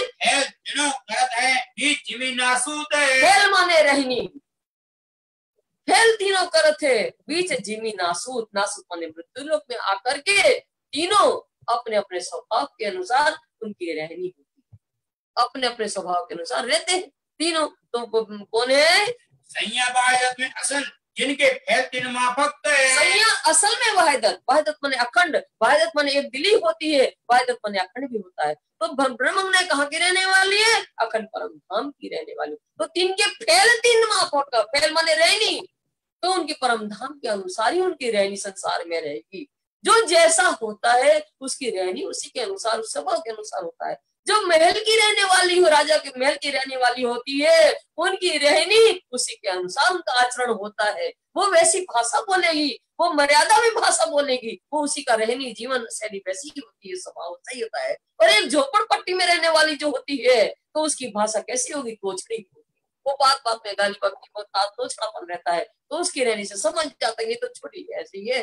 तो ऐसे ही ये परम धाम की रहने वाली आई है संसार का खेल देखने, तो उनकी आचरण कैसा होगा? परम धाम के जैसे ही आचरण होगा। समझे अपनी जात को निधाम जिनका हक है। निधाम जिनका हक है, हक माने अखंड, परम धाम जिनका घर है। वो समझे अपनी जात को, वो रहनी के अनुसार समझ लेगी। अरे रहनी से पहचान लगी, ये तो परमधाम की, ये तो ब्रह्मंगना है, उनकी रहनी के अनुसार पहचान लेंगे, उनका आचरण कैसी होगा। और जागृति आए लगे इन सोबत, और दूसरी की जो है इनकी ब्रह्मंगनाओं की सोबत से संसार का खेल देखने आई थी ईश्वरी सृष्टि। सो आए नूर अकल बीच जो अक्षर की निस्बत है, बीच जो अक्षर की निस्बत है, सो उनके अंदर जो ईश्वरी सृष्टि आई ना, उनके अंदर अक्षर की बुद्धि है। आई नूर अकल, अकल माने बुद्धि, अक्षर की बुद्धि ईश्वरी सृष्टि को प्राप्त है। क्यों है? क्योंकि अक्षर की निस्बत, निस्बत माने संबंध, अक्षर से इनका संबंध है, ये अक्षर की ईश्वरताएं है, अक्षर की ईश्वरता है, इसको इसलिए तो अक्षर की बुद्धि है।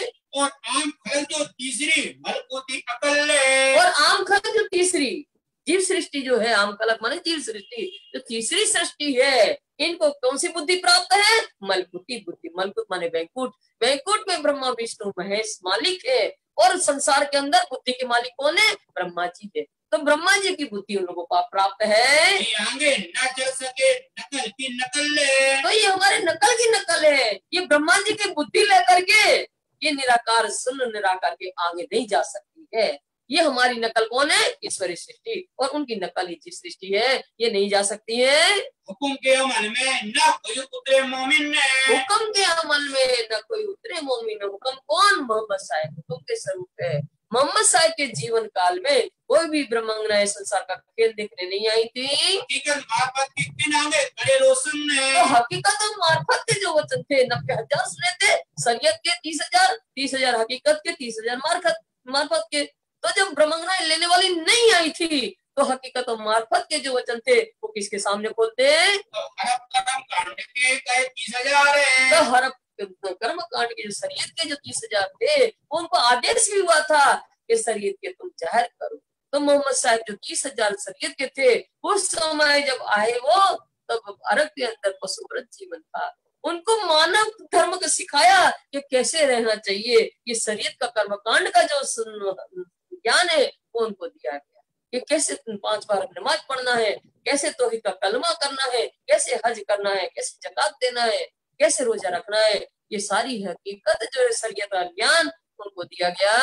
उसी हकीकत मार्फत जाहिर 20,000 जब 12,000 ब्रह्मांड संसार का खेल देखने अवतरित होंगी, उनके सामने ही तो हकीकत परमधाम का ज्ञान, 25 पक्ष का ज्ञान जो है, और मार्फत का ज्ञान, अंतरंग लीला का जो ज्ञान है, वही तो लेने वाली है, उनके सामने जाहिर होना है। चढ़ नासूत मलकुत छोड़ सुन ला मकान है, चढ़ नासूत मलकुत छोड़ सुन ला मकान है। एक दिन क्या हुआ, मोहम्मद साहब ध्यान में बैठे हैं, तो उनकी रूह को जबरैल जोश का फिरिश्ता आया और उनकी रूह को लेकर के जा रहा है। कहाँ?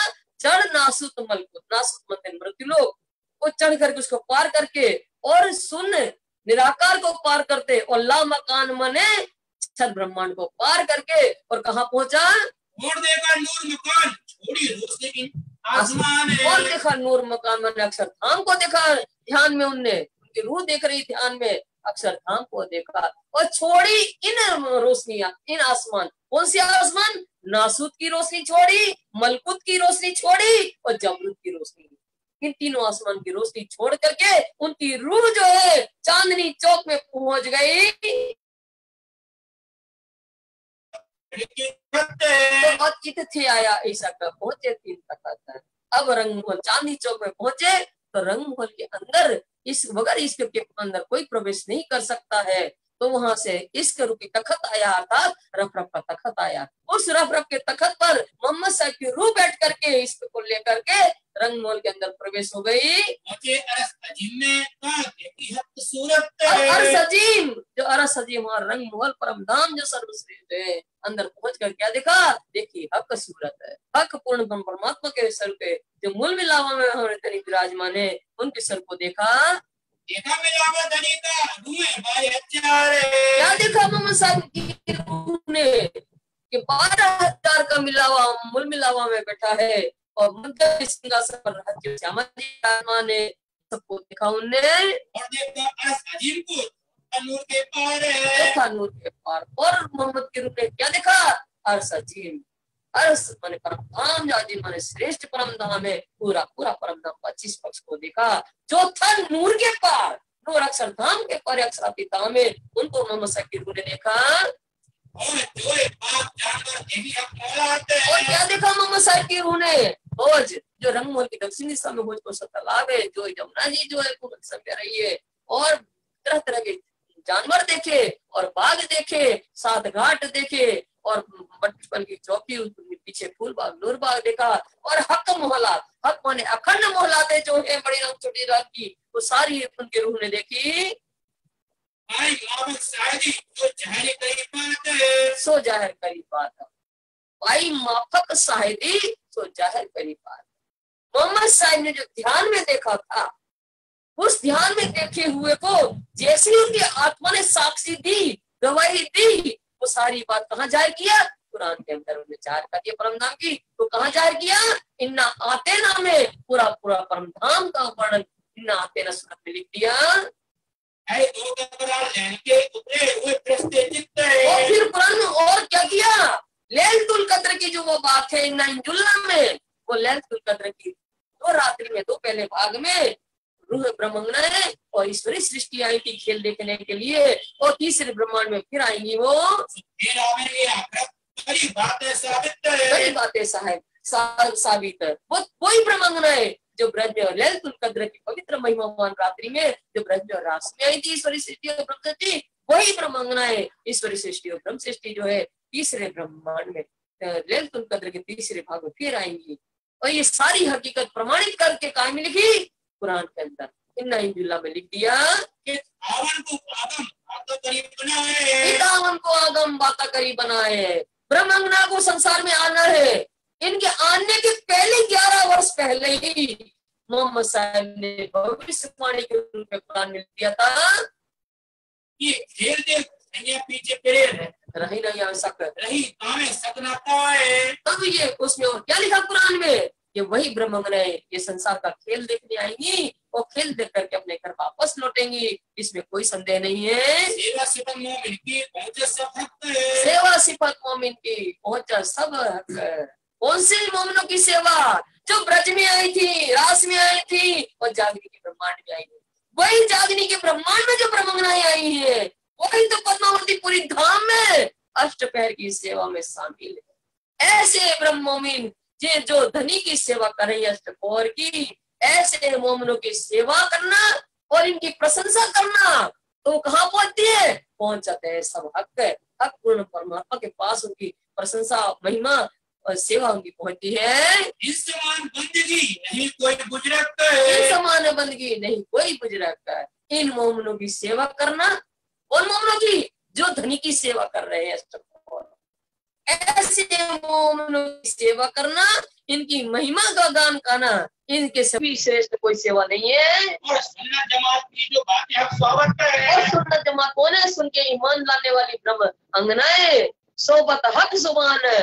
पूर्ण ब्रह्म परमात्मा के पास बैठने का सौभाग्य भी इन ब्रह्म मोमिनों को मिला है। इनको जो करे आपके नाम है जो सिफत है। सुनो साजी ध्यान से सुनिए, इनका दीदार जो करे ताकि ना हमें सिफत शुमार है। ऐसे मोमिन जो सेवा कर रहे हैं धनी के, जो उनको पास में बैठने का सौभाग्य है, इन मोमिनों के जो दीदार करता है, जो दीदार करता है, उन दीदार करने वालों के भी महिमा का वर्णन नहीं हो सकता है।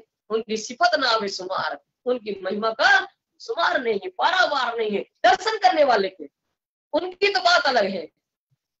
तो इन जमात की क्या कहूँ, शोभा सत्य मुख है। तो इन जमात की क्या कहूँ, सवा सतर मुख है। जब उनके दर्शन करने वाले की इतनी महिमा है, तो इन जमात की क्या कहूँ, शोभा सत्य मुख है।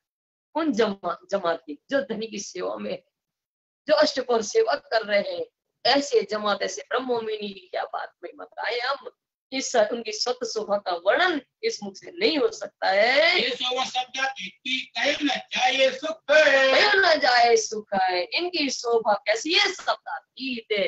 इनकी महिमा शब्दातीत है। मोमिनों की कहीं न जाए सुख है। जो अष्टपहर में धनी की सेवा कर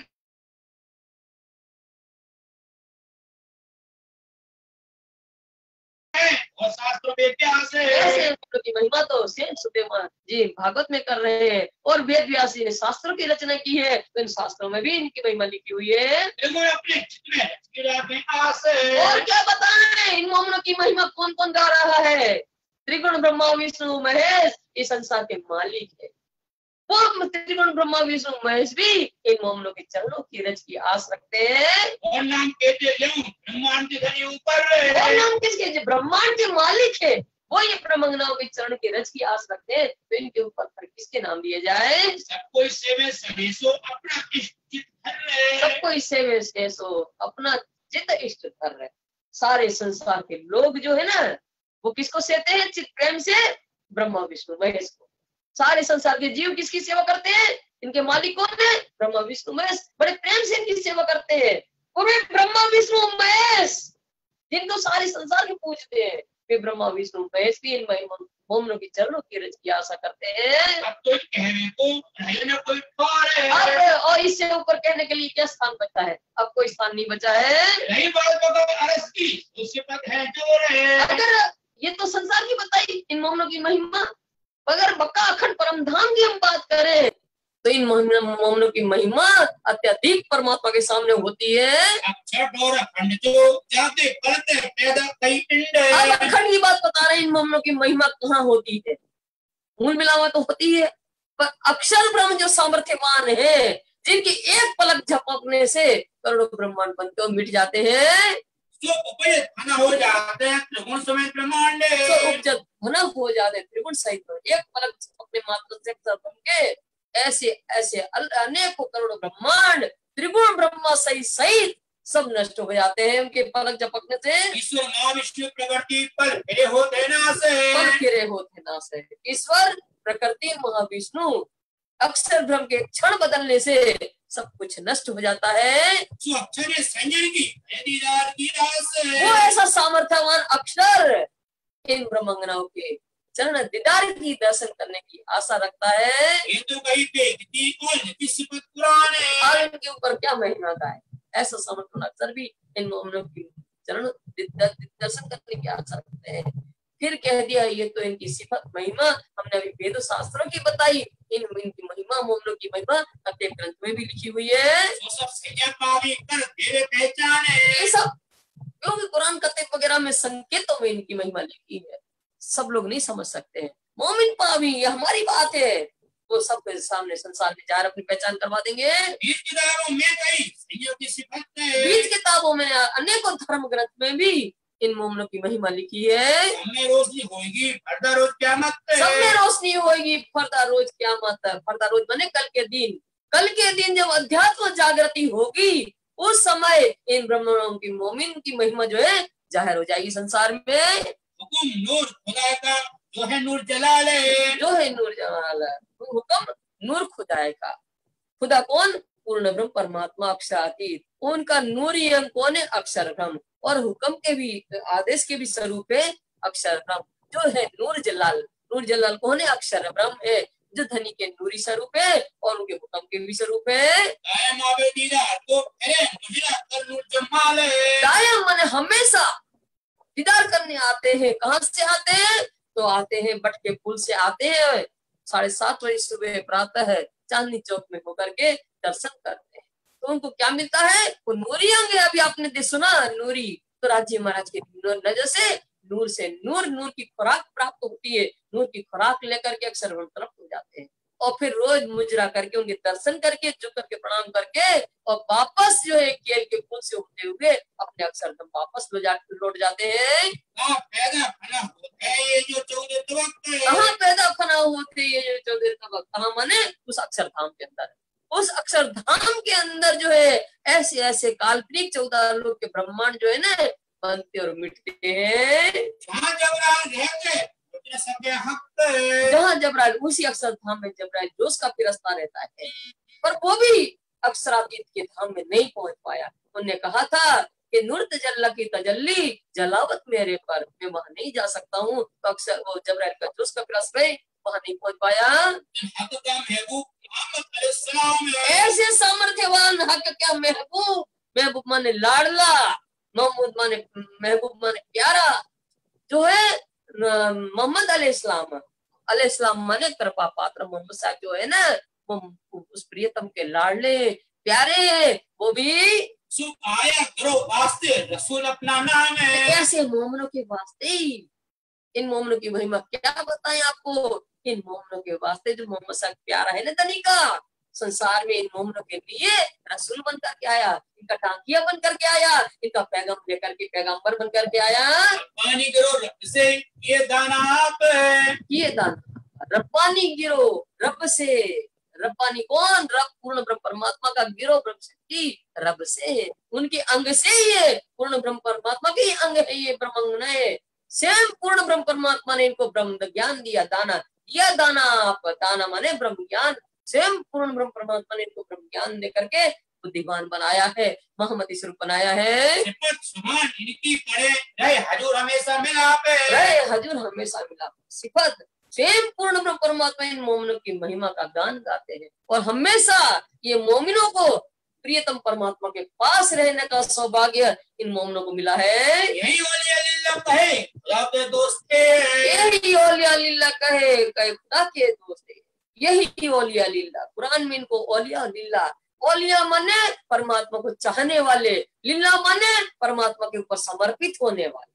यही ब्रह्म मोमिन परमात्मा को चाहने वाले हैं, परमात्मा के ऊपर समर्पित होने वाले हैं, वो कुरान में इनको खुदा के दोस्त कर करके कहा गया है। सूरह हमेशा हजूर वास्ते बंदगी के, सो रहे हमेशा हजूर वास्ते बंदगी के, वही मोमिन हजूर माने पास में, प्रियतम परमात्मा के पास में रहते हैं, क्यों रहते हैं, वास्ते बंदगी के, सेवा करने के लिए उनके पास में रहते हैं। इनकी जो पीतक भई ताकि नेक कहूँ जहूर है, इनकी जो बेतबी तक भई ताकि नेक कहूँ जरूर जहूर है, स्वामी लालदासी कहते हैं, ऐसे मोमिनों का वृत्तांत जो पद्मावतीपुरी धाम में हुआ, जो पद्मावतीपुरी धाम में इन मोमिनों ने, जिनकी महिमा आप सुन चुके हो कि इनकी महिमा अपरंपार है, अक्षर ब्रह्म भी इनके दर्शन की चाहना करते हैं, त्रिगुण भी इनके चरणों के रच की आस करते हैं, सारे ऐसे ब्रह्म मोमिन जो परम धाम में असंख्य सुख लेने वाली है, ऐसे ब्रह्म मोमिन पद्मावतीपुरी धाम में आकर के जो धनी की सेवा की अष्टप्रहर की, उनका कहूँ नेक जरूर, थोड़ी सा ही हमने अभी प्रकाश डाला है उनकी लीलाओं पर। ये सागर सुयन गिनती सो कहे न जावे नूर है, ये सागर सुख अनगिनती कहो न जाए ये नूर है। स्वामी लालदासी कहते हैं कि ये ब्रह्म मोमिन कौन है, जो अष्टप्रहर की सेवा कर रहे हैं, ये परम धाम में सुखों के सागर भरे, उन सुखों के सागर में असंख्य सुख लेने वाली, इनका नूर, इनकी महिमा का वर्णन नहीं हो सकता है। ये कहावे हक का हुक्म करे वास्ते याद मोमिन ने, ये कहावे हक का हुक्म करे वास्ते याद मोमिन ने। स्वामी लालदासी कहते हैं इनकी महिमा का वर्णन करने की मेरी सामर्थ्य नहीं है, पर हक का हुक्म करवा रहा है, इनकी महिमा ने जो गान कर रहे हैं ना स्वामी लालदासी हक का हुक्म करवा रहे हैं, क्यों करवा रहे हैं, करे याद मोमिन है, पिछले जो मोमिन होंगे, पिछले जो सुंदर साथ होंगे, इनकी रहनी देखेंगे, इनने किस प्रकार से सेवा की है, इनका आचरण देखेंगे, उसको याद करने के लिए इनके महिमा गा रहे हैं। जिनकी पहुंची बंदगी सौंप चले अपने तन मन में, जिनकी पहुंची बंदगी सौंप चले तन मन में, जिन मोमिनों की अर्जी धनी के चरणों में पहुंची, ऐसे मोमिन अपने सब कुछ तन मन सब कुछ धनी के चरणों में सौंप करके और धनी की सेवा करने के लिए उनके साथ साथ चल दिए थे। विकार सारे विश्व का मिर्सी इन खुशबू है, विकार सारा विश्व का मिर्सी इन खुशबू है, कौन सी खुशबू है, इन महिमा मोमिनों की खुशबू पा करके, मोमिनों ने जो सेवा की है खुशबू पा करके सारे संसार में जो विकार है त्रेताप, सब सारे त्रेताप मिट जाएंगे। संसार में मेहनत एक श्रेष्ठ होए, शब्द संसार में कि मेहनत एक श्रेष्ठ होए, मेहनत नहीं करनी पड़ेगी, परिश्रम नहीं करना पड़ेगा, पर क्या करना, सुनत सत्य संसार। इन मोमिनों की महिमा सुनने से क्या होगा, सारे संसार में बगैर परिश्रम के जो सृष्टि के विरोधाभास है सब दूर हो जाने वाला है। ये जो मासूक का ये जो मासूक जबरूत का कहिए मासूक माने प्यारा, जबरूत माने अक्षर ब्रह्म के जो प्यारे मासूक है प्रियतम, वो कौन है, कहिए थे लाहूत। लाहूत माने परम धाम में रहने वाले अक्षरातीत पूर्ण ब्रह्म परमात्मा, जो जबरूत माने ये अक्षर धाम अक्षर ब्रह्म के मासूक है। सो इत हुआ जाहिर ऊपर मसनद मलकूत है। सो इत हुआ जाहिर, इत माने संसार में, वो जबरूत अक्षर ब्रह्म के जो मासूक है, प्रियतम पूर्ण ब्रह्म परमात्मा अक्षरातीत, वो यहाँ संसार में स्वामी श्री प्राणनाथ जी के रूप में जाहिर हो गए। और ऊपर मसनद मलकूत है, मलकूत माने बैंकुट की गादी पर कौन बैठा है? विष्णु भगवान बैठे हैं। सारे संसार के लोग इन्हीं को पूर्ण ब्रह्म परमात्मा मानते हैं, इनके ऊपर जा ही नहीं सकते हैं। पर आज यहाँ जाहिर हो गए इमाम मेहंदी स्वामी श्री प्राणनाथ जी विजय खुद निष्कलंक अवतार, तो ये जाहिर हो गए तो सारे संसार ने समझ लिया कि पूर्ण ब्रह्म परमात्मा तो यही है। हुई जाहिर सब में, कौन जाहिर हो गया? विजय बुद्ध निष्कलंक अवतार सारे संसार में जाहिर हो गए। और क्या होना है? उनके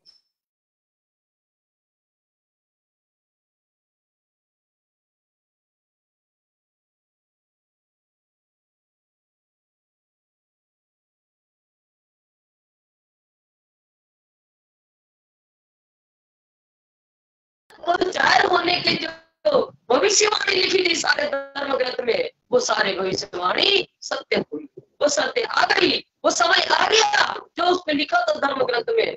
और क्या हुआ? विद्याविन जाहिर हो गया, विद्याविन जाहिर हो गए, उनकी सत्य जो सब मिल गई। अब मोमिन ब्रह्म में उन्होंने अपने प्रियतम को अपने पीछे पा करके वो प्रसन्न हुए।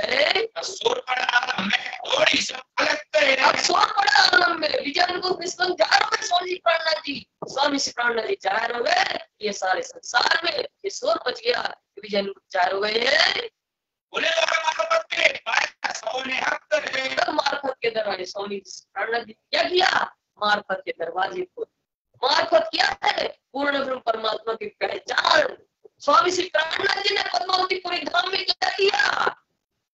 खिलवत, परिक्रमा, श्रृंगार सागर के द्वारा उस पूर्ण ब्रह्म परमात्मा की पहचान करवा, पूर्ण ब्रह्म परमात्मा की पहचान करके मोमनों के लिए परमधाम के द्वार खोल दिए। पहले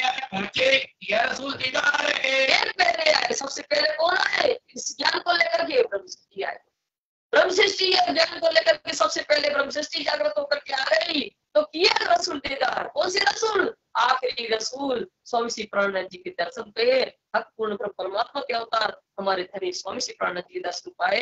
इनको द्वार खोला परवरदिगार है, इनको द्वार खोला परवरदिगार है। तो ब्रह्म सृष्टि के लिए सुंदर साथ जी विश्व के द्वार नहीं खोले, किसके लिए खोले? जिन जीवों के ऊपर बैठ करके ब्रह्म सृष्टि ने खेल देखा है। ब्रह्म सृष्टि तो जागृत होकर के अपने प्रियतम के दर्शन पा करके परम धाम चली जाएगी। पर जो जीव, जिनके जीव उत्तम जीव के ऊपर बैठ करके जो लीला की है, उनके लिए परवरदिगार ने क्या किया?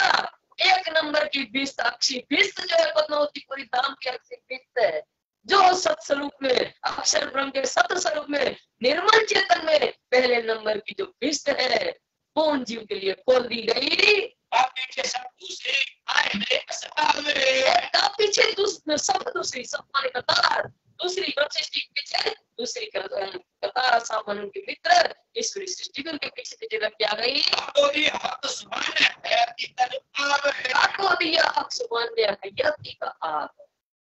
ताको कुंदो उन जिन जीव के ऊपर बैठ करके ईश्वरी सृष्टि ने खेल देखा, ईश्वरी सृष्टि तो अक्सर दान चली जाएंगी, पर जो उत्तम जीव है उनको भी हयाती का आग, वो अखंड ज्ञान अमृत पिला करके उनको भी अक्षी भी से जो वहां है सत्स्वरूप के निर्मल चेतन के बाद सत्स्वरूप के महाकारण में जो है दूसरे नंबर की विस्त जिन जीवों पर बैठ करके ईश्वरी सृष्टि खेल देख रही थी, उन जीवों को वहां कायमी मिल जाए महाकरण में। तीसरी सब कौन है? सब माने कतार, उनके पीछे पीछे ईश्वरी सृष्टि के पीछे पीछे वो भी बात करके आ गई, तो वो जीव सृष्टि की कतार है। वो जीव सृष्टि ने क्या किया? उन्हें भी देखा, उनको क्या हुआ? कुछ उन्हें असा उनके मित्र कौन है? जीव सृष्टि के पीछे पीछे लगकर वो भी आ गई। जिनको खोला उनके लिए खाली खाली कौन है? मालिक हमारा परवरदिगार धनी अक्षरातीत पूर्ण परमात्मा क्या होता? स्वामी श्री प्राणनाथ जी। उनके लिए 8 विश्व के द्वार खोल दिए, जो अक्षर के चारों अंतःकरण में 8 विश्व हैं, उनको खोल दिए गए जीव सृष्टि के लिए। और बड़ा संसार है, बहुत बड़ा संसार है, तब भया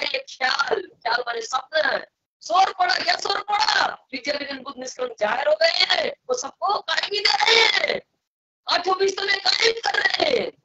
तो फिर सारे तीनों सृष्टि जीव ब्रह्म शिवरी क्या समझा, ये संसार को सपनों में समझ करके त्याग दिया, के चरणों में आठ विश्व में कायम हो रही है। रास्ते से पीछे फिरे, नींद पूरी नूर चलना है। फिरस्ते पीछे फिरे, कहाँ है फिरस्ते? आते घर वापस अपने घर गए खेल देख करके, तो उनका घर कहाँ है? अक्षरधाम में। अक्षरधाम में गए तो अक्षर ब्रह्म की नींद खुली, क्योंकि अक्षर ब्रह्म अभी तक जितने भी ब्रह्मांड बनाते जागृत अवस्था में बनाते हैं, पर ये तीन ब्रह्मांड उनको भी देखना था, इसलिए ब्रह्म लीला का आनंद उनको भी लेना था, वो भी हमारे साथ स्वप्न में अक्षर ब्रह्म। तो जैसे ही अक्षर की सुताई गई तो अक्षर ब्रह्म की नींद खुल गई।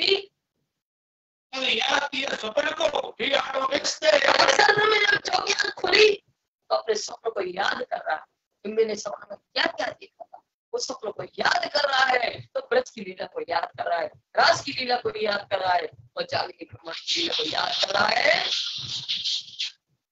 नूर की नजर चढ़े करके याद जो कष्ट है, नूर की नजरों चढ़े करके याद जो कष्ट, कष्ट माने क्रम, नूर कौन? अक्षर ब्रह्म की नजर में कायम हो गया, क्रमवत, वो लीला क्रमवत।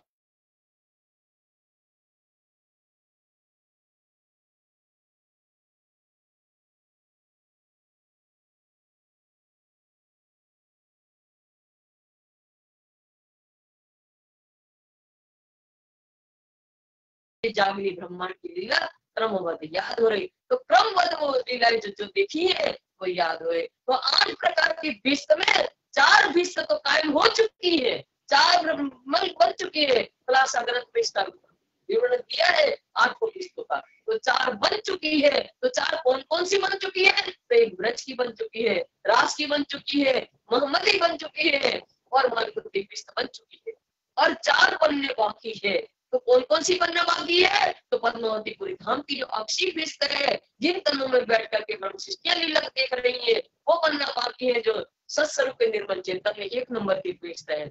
और जो जिन तनों में बैठ करके ईश्वरी सृष्टि खेल देख रही है, वो दूसरे नंबर की विश्व सत्स्वरूप के महाकरण बननी बाकी है। और 2 विश्व और जो पैगंबरी विश्व है 6 नंबर की, वो बनना बाकी है। और 8वें नंबर की विश्व जो आम खलक की विश्व है, वो बनना बाकी है। तो ये 4 विश्व बनने बाकी है, 4 विश्व बन चुकी है। तो सबको अपनी अपनी करनी के अनुसार 8वां विश्व में कायम मिलनी है। संयम अपने महल में पहुंचे नूर जमाल है, और संयम ब्रह्मांगनाएं जो है संसार का खेल देख करके प्रसन्नचित होकर के कहाँ पहुंचेगी? पहुंचे नूर जमाल। नूर जमाल हमारे अक्षराधि धाम दुर्लभ मूल मिलान विराजमान है, उनके चरणों में उनकी परातम बैठी है ब्रह्मांगनाओं की, उन परातम में उनकी सुरता लौट जाएगी। पीछे फिरे कोई खेल देकर उनकी सुरता क्या करेगी? प्रसन्नचित होकर के अपने परातम में लौट जाएगी। कहते हैं सुंदर साथ जी, ये मंगलाचरण आप लोगों ने सुना? अपनी भी तक देखियो सुनियो 2 श्रवण। ये सुंदर साथ जी, कल से जो प्रारंभ होने वाली है अष्टकोण की भीतर, वो किसकी भी तक है? स्वामी लाल जी कहते हैं ये अपनी भी तक है। जो हम अपने प्रियतम के साथ परम धाम के अंदर पल पल सुख लेती है, वही सुख पद्मावती पूरी धाम में अष्टकोण में मिलने वाला है। इसलिए अपनी भी तक है, अपना ही वृतांत है, सुनियो 2 श्रवण। एक तो जाहिरी रूप से दोनों श्रवण से सुनकर के अंदर उतारना है, दूसरा बात उन्हीं में क्या है? आत्मा के श्रवण से भी सुनना है सुंदर साथ जी, और जाहिरी श्रवण से भी सुनना है। तो इस तरह से इसको ध्यान से सुनना हमारा वृतांत है, जो कल प्रारंभ होना है। सुनियो 2 श्रवण, सुनियो 2 श्रवण,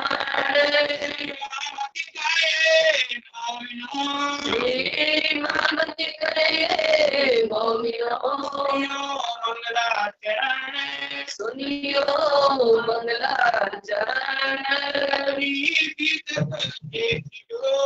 अपनी बिगड़ देखियो, सुनियो 2 श्रवण, सुनियो 2 श्रवण।